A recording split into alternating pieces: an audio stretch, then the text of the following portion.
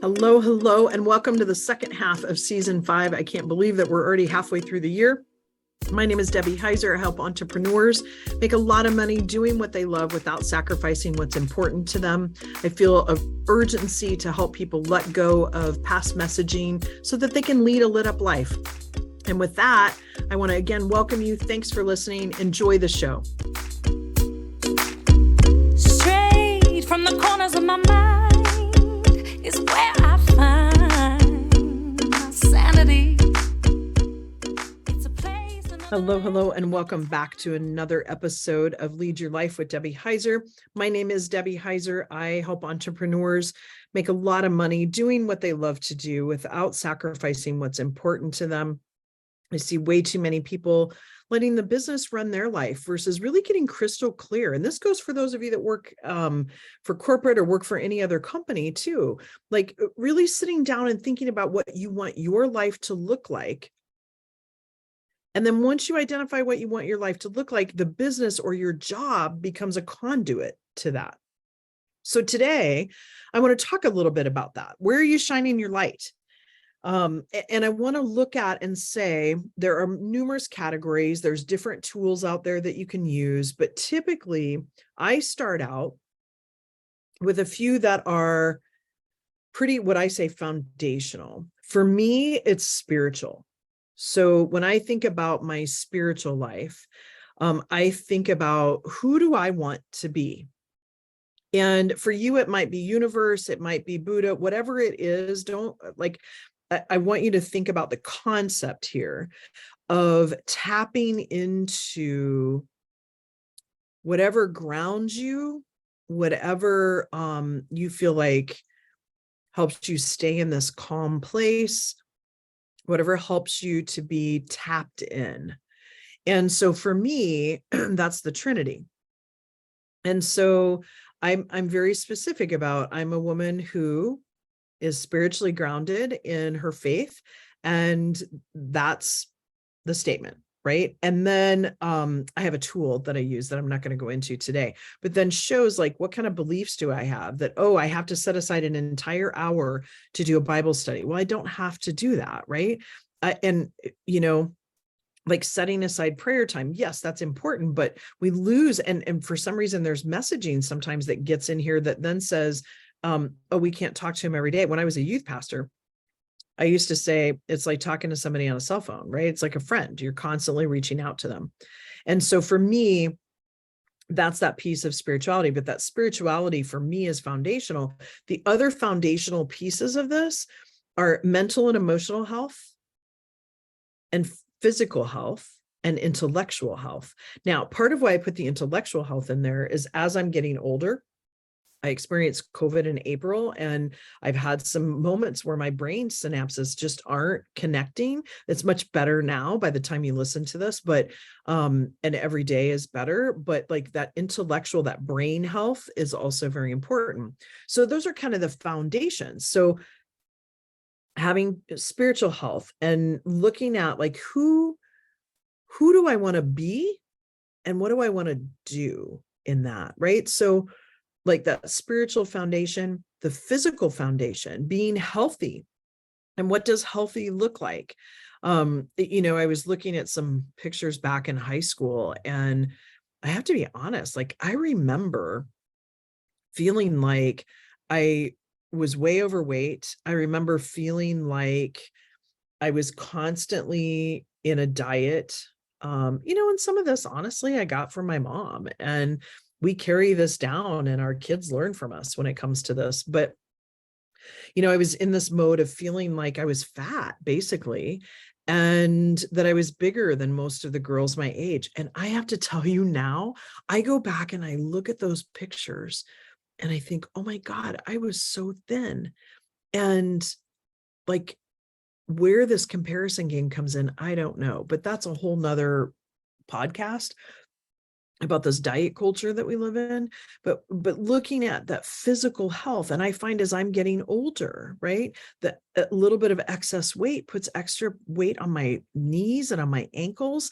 And I'm achier when I eat bread. I'm achier when I drink. And frankly, the good news about having COVID was that I don't alcohol doesn't really taste that good anymore. Not that I drank a ton to begin with, but like, I don't like what it does to my body. I don't feel well after I drink. It doesn't mean that I don't enjoy a really good glass of champagne or a really good glass of wine. Or if I'm kayaking, I might have a cold beer, but it doesn't hold the same desire for me because it doesn't make my body feel good. And I have a stronger desire to have a body that's functioning well past the age that I am. Like, I have a bigger desire that I want to be able to get up off the ground so that I can play with my grandson. I want to be able to ski. I want to be able to do those things. And in order to do those things 20 years from now, I'm going to need to take care of my body now. Right? Would have been great if I would have taken a little bit better care of it in my 20s. So those of you listening that are younger, start now. But the point being is that spiritual, that physical, like, I am not my best self if I'm not tapped in spiritually. I am not my best self if I don't feel good physically. Now, sometimes the physicality piece of it is messaging. And that's the example I was talking about, where I felt like I was fat when I was back in high school, when in fact, I was very thin, right? And so health-wise, I was physically fit. I was playing volleyball. I was doing all of these activities and these things. And so that physicality, to show up to be my best self, right? If I'm not taking care of myself and I end up sick, or disease is really dis-ease, and I'm dealing with some things because of that. I'm not right now, but if I am, like, then I'm not able to show up my best self and do my genius. So along with that is my mental and emotional health. So making sure I'm staying relevant in my feelings, making sure I'm processing through feelings. And it's interesting. I was talking to a friend the other day who was going through a rough time, and it felt really strange to her to be sad and to be processing the sadness, because usually we stuff those things. And so sometimes it feels uncomfortable, not in a way of feeling bad as far as like a weird uncomfortableness, but just it feels different to process through. And so staying really relevant with my feelings is important, along with keeping mentally, and that's kind of that brain along with intellectual, but mentally feeling like I'm taking care of the voices in my head, right? We all have these voices. And I love my friend Lachelle Weemy, and she talks about this in her book, that she calls the critical parent, that I tend to refer to Sharon. So my Aunt Sharon, I know I've mentioned this in another one. Don't take offense. It's just, that person sharing more in my head than what I want them to share. Right. And so it's about staying mentally sound, feeling good. Right. And having the voices of opportunity, the voices of possibility, the voices of, oh, isn't that interesting how this shows up? What can I learn from this? Or if something's bothering me, this, like, what's this pulling forward in me, versus getting into this negative vibration. And I mean, there are clinical things out there. So I don't want to sound like I'm dismissing those at all. But for me, what I find is that I can switch, and I have tools that I'm able to do those things. Now, I also know in the winter, the lack of sunlight here. I mean, when I first moved to North Idaho, the hardest part for me was that when it gets dark in Kansas City about 5 o'clock in the middle of winter, that felt normal, but we would have the same type of darkness at like 3 o'clock. And those 2 hours make a huge difference. And I remember saying, oh my gosh, it's time to go. And then I'm like, oh, it's 3 o'clock. And my then husband and I used to joke that it would be 7 p.m. in the evening. And we're like, isn't it time for bed yet? We feel like we've been up forever. And so there are some things then that I know, which I go skiing because we tend to get inversion, and there's more sunlight on the mountain in the winter than there is down in town. And so there's things that I do to also help with that mental part of it. I make sure that I take my vitamins. I have testing ran every once in a while to test the minerals and the vitamins in my body and the toxicity of things that are in my body, so that I can do something about that and have the right balance, and take supplements to be able to have the right balance in my body to show up as my best self. So that's mental and physical together. But I really like take care of my mind. If something's triggering me, something's getting to me, I go to the people that I say sit at my table. And the next podcast, I'll talk about that. So it's the spiritual, the physical, the emotional and mental health, and then it's intellectual. What do I look at? What do I read? Right? Like, what am I doing? Learning is a big key value for me. So making sure I'm doing things to learn and stay inspired. And, part of the work I do is staying on top of kind of what's happening around neuroscience, what's happening around mindset, what's happening around business, and how I can coach small to medium-sized businesses and help them achieve what they want to achieve. How I can help people set up a life. And some of that is understanding, putting them in touch with my great accountant that helps with tax strategy, that putting them in touch with people that help them with investing, whatever that is, right? So there's that intellectual piece, and I constantly have books going at all times. So if you want to know some of my favorites, reach out to me and I'll share them with you. And then I have other things like environment. I've made a goal for myself this year to get rid of 50% of what I own. Not an easy task, to be honest, but I'm clearing out things because I'm no longer that woman that loves clutter. I used to clutter everywhere. I still have clutter and it's driving me crazy, which is a good indication that I've changed. There's something different about me. So I've been going through clothes. I've been going through books. I've been going through jewelry. I've been going through all sorts of things, giving them to people that will use it. Or we have a local charity in town that Bazaar, that sells things and then gives it away to other nonprofits in town. So I try to do those things. Well, another thing that helps with trying to get rid of 50% of what I own, it will help my son and daughter-in-law so that sometime when I'm not here, they don't have to go through all these things.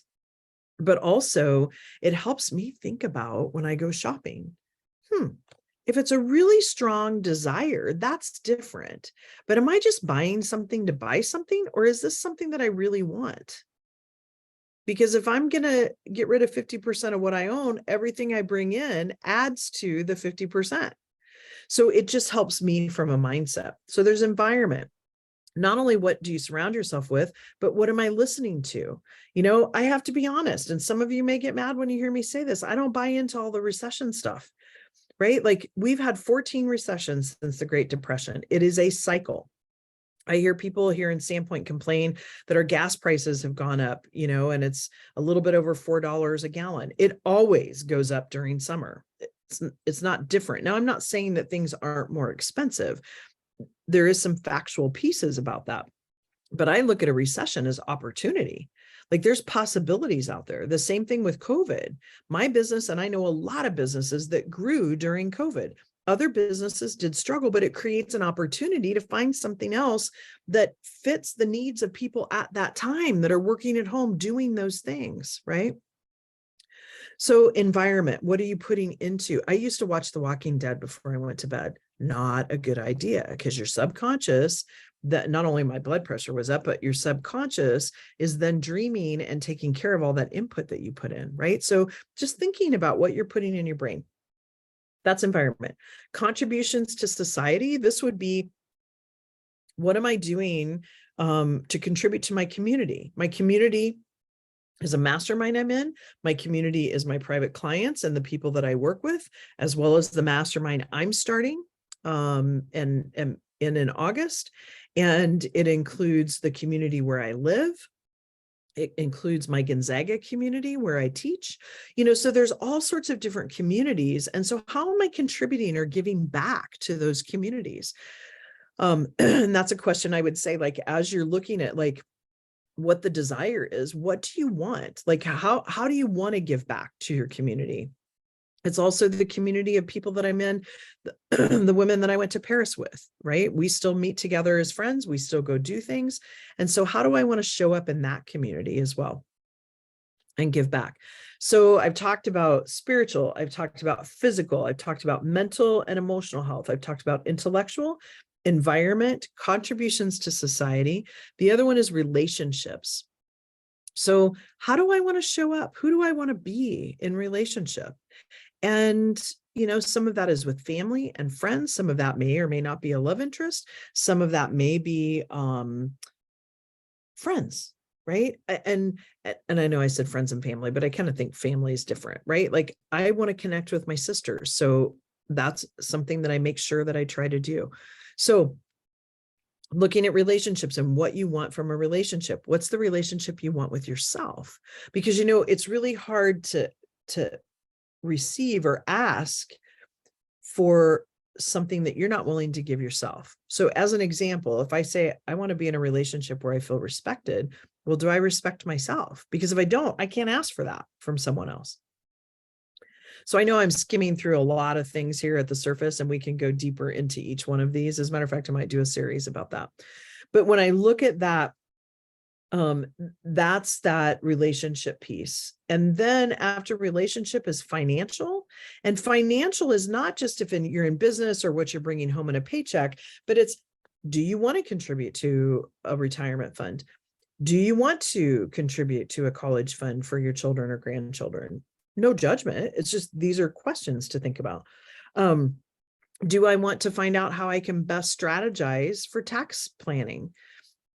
Do I want to buy myself a new piano? Yes, that's on my financial, right? Like there are things that we want to do from a financial aspect. And part of that too is then how much money I want to bring in gross for my business so that I can employ a team of people, which I have right now, to be able to then have them be able to afford to live. And so there's all these rippling effects, right? So financial is about your money. Then there is business. And this can be your job. Like, what is it that you really want from that business? What is it that you really want from that career? And then it's about, who do you want to be? Right? Like, I know I want to be teaching. I want to be connecting people. I want to be inspiring people, or I want to be healing people, helping them heal past wounds. So when you think about those things, then it's like, oh, okay, I'm excited. I want to go do this. So again, I started this out saying, what is it that you want? What's the desire? And figure out in each one of these. Now you go out the passion, or it's not passion planner. It's the law of attraction planner, has a different wheel. You can look up the life wheel. They have different sections. Pick what works for you, but also don't overwhelm yourself. And don't make a gazillion things, right? Because what ends up happening is you want to put down, what is it that you want? That's the doing. Like, what's the goal? If in a year from now, we're sitting down and we're having a virtual cup of coffee, and you want to say, Debbie, I am so happy and so grateful that this, and this happened to me. What would be those things that you would list out? And then think about too, who you need to be able to do those things. Those are the values.